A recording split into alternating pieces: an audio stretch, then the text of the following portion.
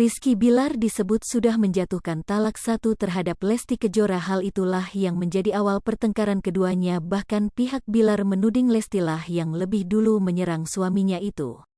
Berikut pengakuan kuasa hukum Rizky Bilar yang menyebutkan kalau Lesti Kejora menyerang kliennya terlebih dahulu.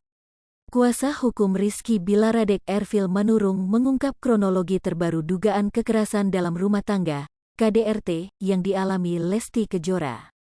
Adek Ervil Manurung yang akrab disapa Adek menuturkan Lesti Kejora disebut ngamuk bahkan menyerang Rizky Bilar duluan.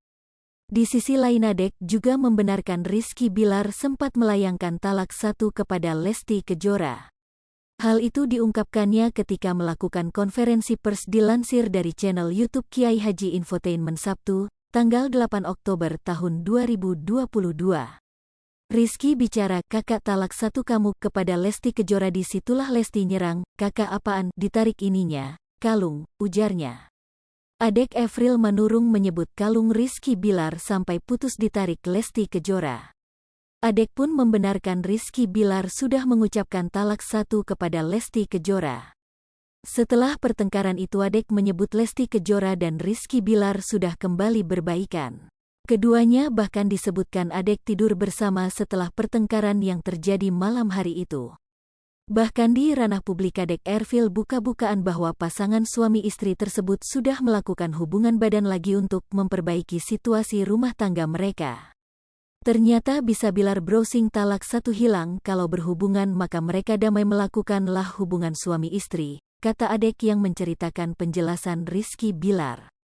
Diberitakan sebelumnya pihak Rizky Bilar ayah BBL yang diduga melakukan kekerasan terhadap Lesti Kejora akhirnya mulai angkat bicara.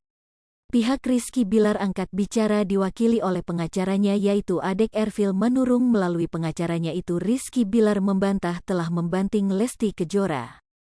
Mi sama dengan 0.4S lebih besar dari.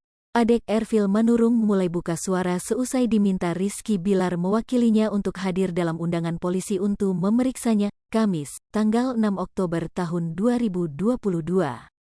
Pada kesempatan itu, Adek Ervil Manurung mengatakan jika Lesti Kejora tidak dibanting oleh Rizky Bilar. Ia menyebutkan ketika kejadian Lesti Kejora terbanting hingga membuatnya jatuh ke lantai. Lantas hal itu ia menekankan Lesti Kejora bukan dibanting namun terbanting.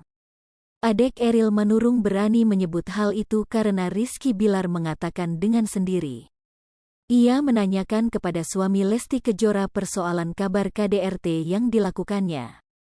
Ia mengaku menanyakan soal dibanting kepada Lesti Kejora. Sontak jawaban Lesti Kejora disampaikan Adek Ervil Manurung sama dengan yang disampaikan Rizky Bilar.